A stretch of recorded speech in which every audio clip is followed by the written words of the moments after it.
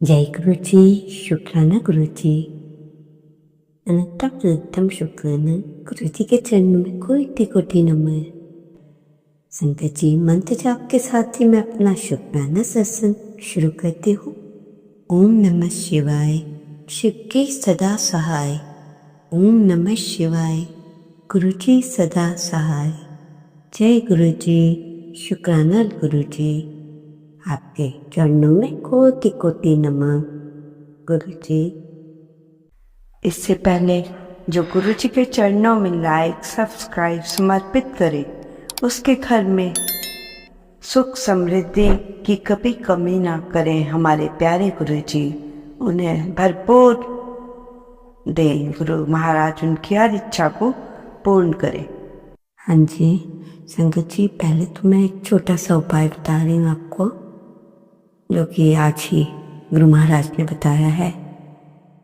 संगत जी, गुरु जी कहते हैं कि आप सबके लिए एक बहुत गुड न्यूज़ है और हमारे लिए, संगत के लिए उसका बहुत बड़ा फ़ायदा है कि अगर आपके घर में कोई बीमारी काफ़ी समय से हो रही है, बीमारी पास मतलब जो उपाय गुरु जी बताएंगे उससे बीमारी धीरे धीरे चल करके चली जाएगी और वापस कभी नहीं आएगी।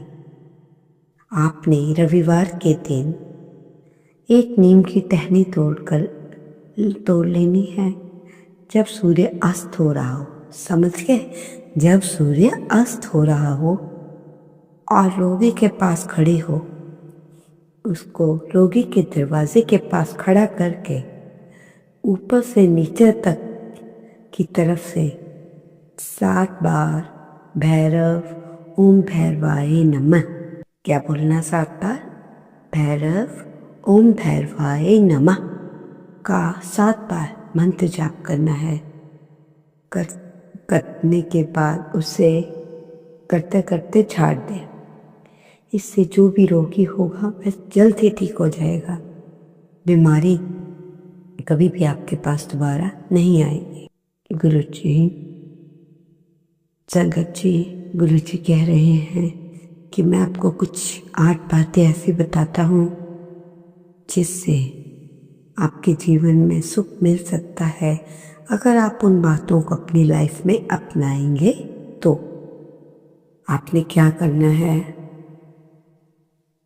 सबसे पहली नंबर 1, कुछ बातें बता रही हूँ, उसमें से नंबर 1 है कि कभी भी संगत को अपने को गरीब ना समझे।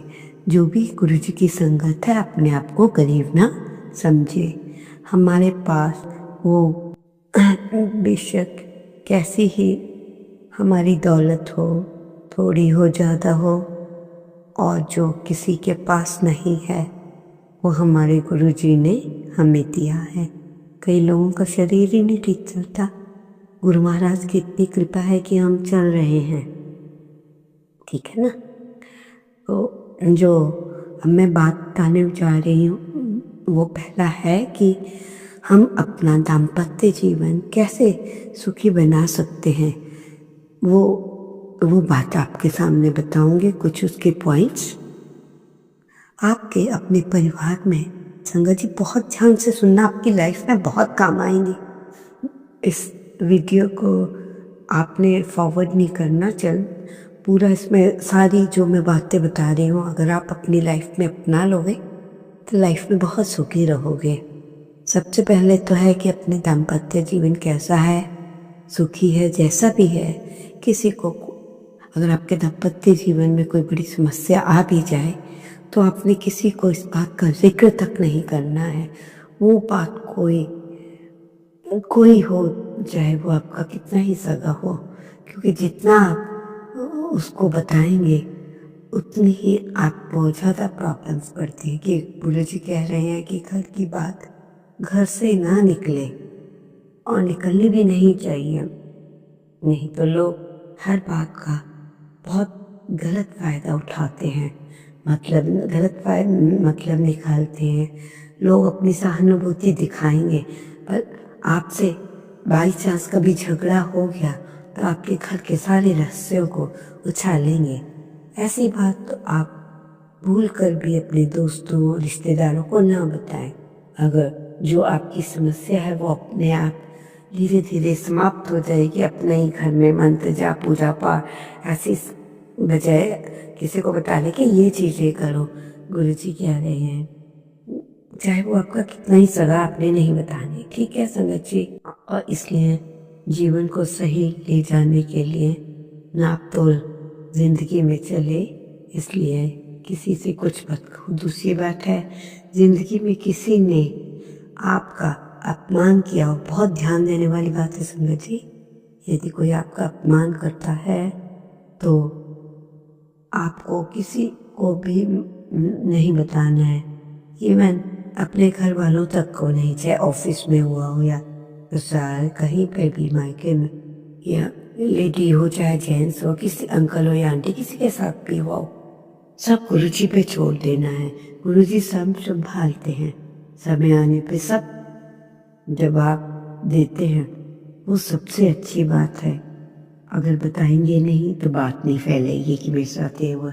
जितनों को आप बताएंगे उतनी लोग रामायण गाएंगे, अरे उसके साथ ऐसा हो गया। इसलिए कुछ हर एक संगत को, हर एक इंसान को अपनी इस बात को अंदर ही रखना चाहिए किसी के आगे, चाहे वो आपकी फैमिली ही क्यों ना हो।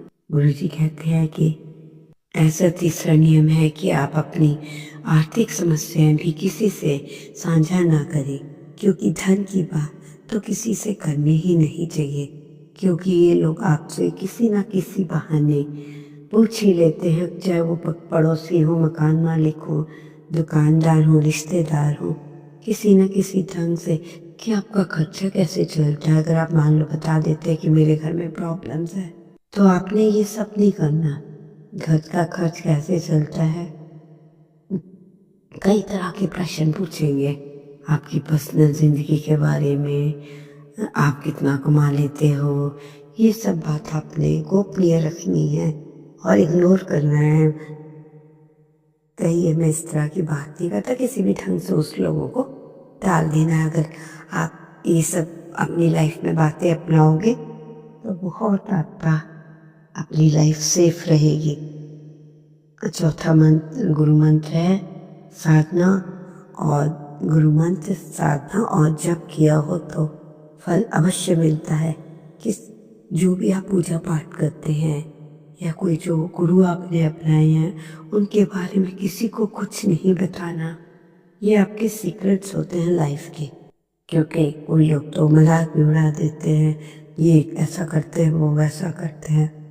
तो आपके वो सब जब आपकी खोजबीन कर आपकी हर एक चीज़ को पता कर लेते हैं तो इन बातों का वो गलत मतलब निकलवा कर लोगों के हमारी हंसी का पात्र बना देते हैं। इसलिए आपने अपने गुरु महाराज जी से किसी के बारे में नहीं बताना, या जो भी आप पूजा पाठ करते हो कि मैं ये करता हूँ उसके लिए वो करता हूँ, ठीक है ना संगत जी।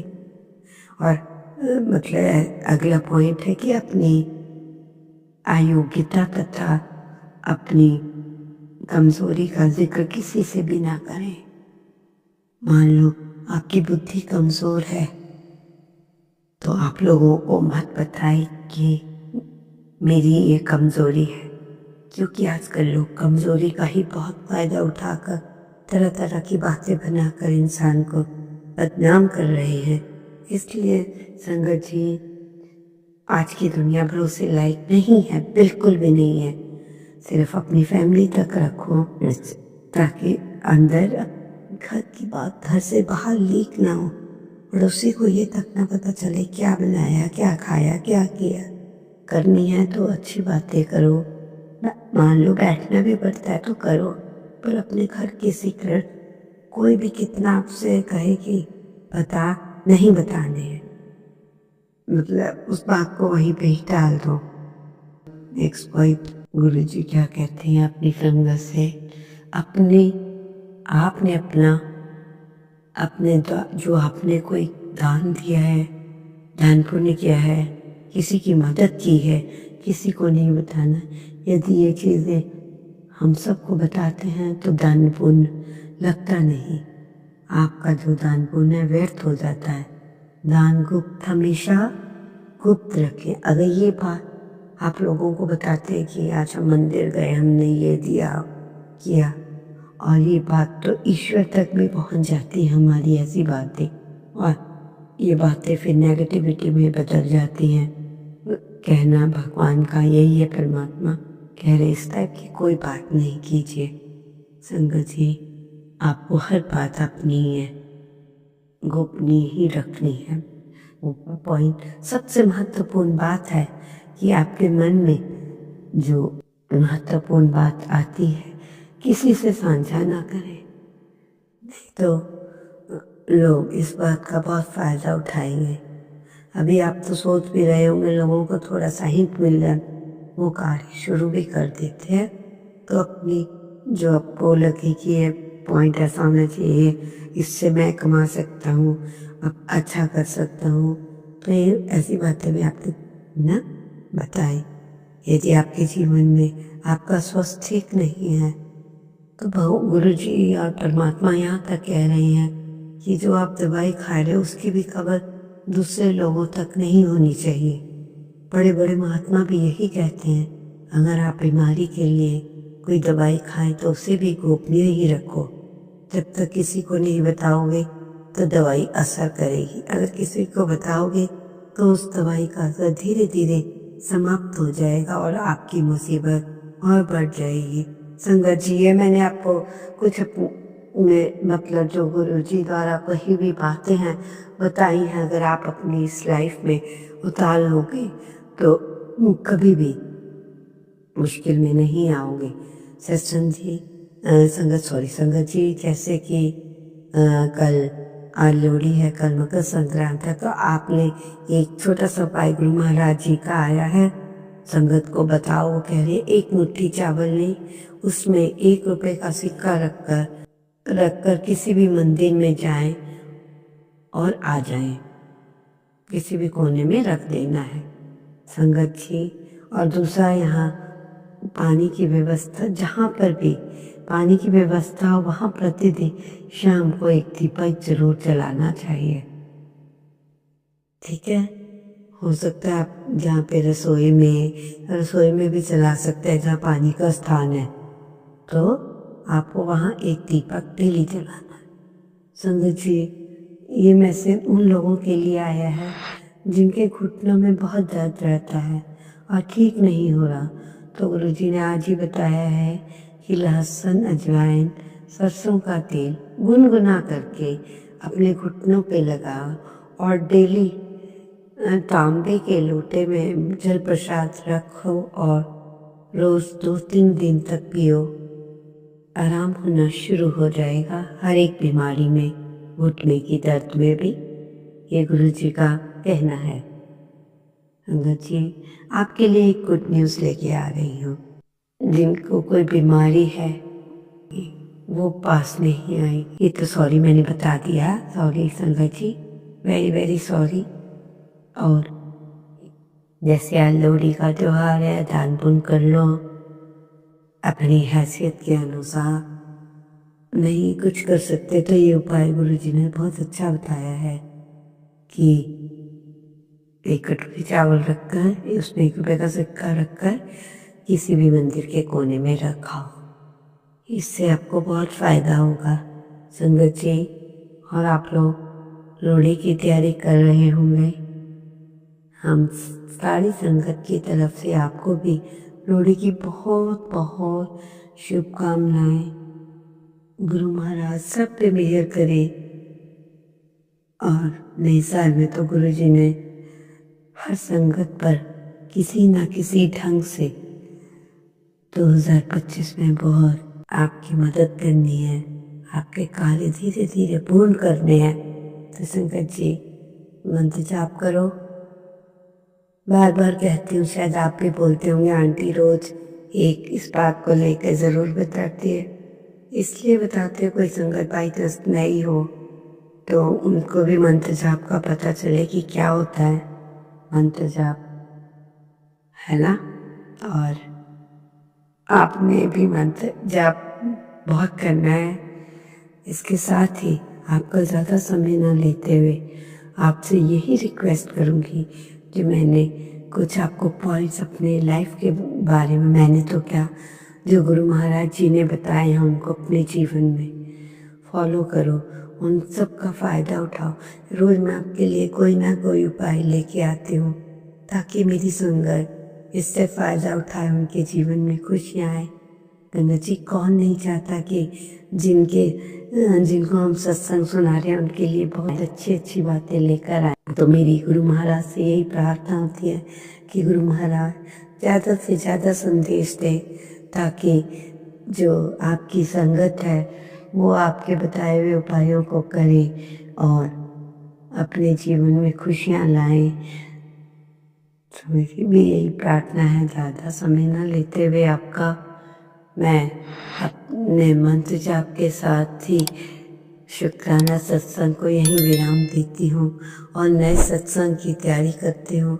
आप सबसे प्रार्थना है कि कोई भूल चूक हो जाए माफ़ कर देना और पूरा इसको सुनना सत्संग को, क्योंकि इसमें बहुत इम्पोर्टेंट बातें बताई हुई हैं और जो मैं होप करती हूँ जो मैंने आपको उपाय बताए हैं वो कर रहे होंगे आप, तो आपकी लाइफ में बहुत चेंज आएगा। कभी भी इनको इग्नोर मत करना है, छोटी छोटी बातों का संगत जी, ठीक है ना। अब आपका ज़्यादा समय न लेते हुए मंत्र जाप शुरू करते हैं। ओम नमः शिवाय, शिव जी सदा सहाय। ओम नमः शिवाय, गुरु जी सदा सहाय। जय गुरु जी, शुक्राना गुरु जी। एक बार फिर से मकर संक्रांति की और लोहड़ी की आप सबको शुभकामनाएं। जो नया साल है आपके खुशियों से भर दे गुरु महाराज जी। जय गुरु जी, शुक्राना गुरु जी, धन गुरु जी, वाफा गुरु जी, मेरे प्यारे गुरु जी, आई लव यू गुरुपा।